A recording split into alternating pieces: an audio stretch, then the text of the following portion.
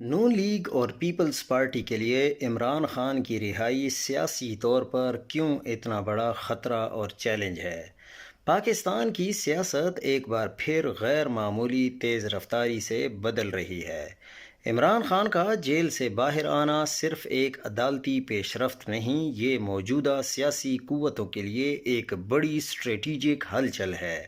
اور یہی وہ نقطہ ہے جہاں سے نون لیگ اور پیپلز پارٹی کی بے چینی صاف نظر آنا شروع ہوتی ہے، کیونکہ عمران خان اس وقت بھی پاکستان کی سب سے زیادہ ووٹ لینے والی شخصیت ہیں۔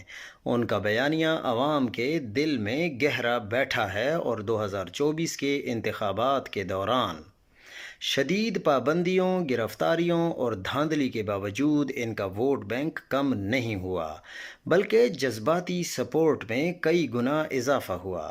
عمران خان کے جیل سے باہر آنے کا سب سے بڑا خوف نون لیگ اور پیپلز پارٹی کو ہے، کیونکہ ان کی مقبولیت آج بھی کم نہیں ہوئی بلکہ مزید بڑھ گئی ہے۔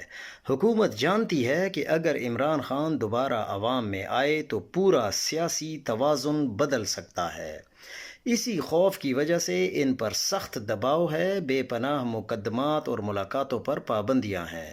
اصل مسئلہ قانون نہیں، سیاسی بیانیہ ہے، کیونکہ عمران خان کی ایک آواز پورا ماحول بدل دیتی ہے۔ یہی وجہ ہے کہ موجودہ حکومت ان کی رسائی کو محدود رکھنے کی پوری کوشش کر رہی ہے، ورنہ سیاسی میدان کا نقشہ بدلنے میں دیر نہیں لگے گی۔ حکومت جانتی ہے کہ عمران خان نہ صرف مقبول ہیں بلکہ بیانیاتی طور پر ناقابل شکست ہیں۔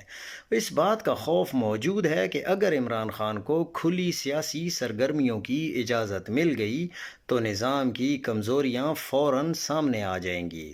طاقت کے اصل مراکز بھی اس وقت کسی نئے بحران سے بچنا چاہتے ہیں، اور عمران خان کا آزادانہ عوام تک رسائی حاصل کرنا اور ان کے لیے ناپسندیدہ صورتحال پیدا کر سکتا ہے۔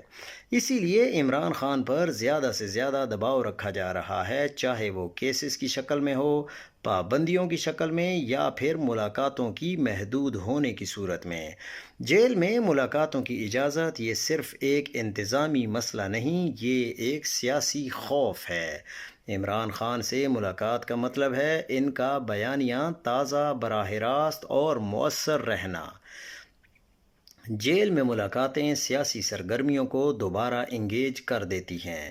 حکومتی حلقے اچھے سے جانتے ہیں کہ عمران خان کے ایک بیان سے پورا سیاسی ماحول پلٹ جاتا ہے۔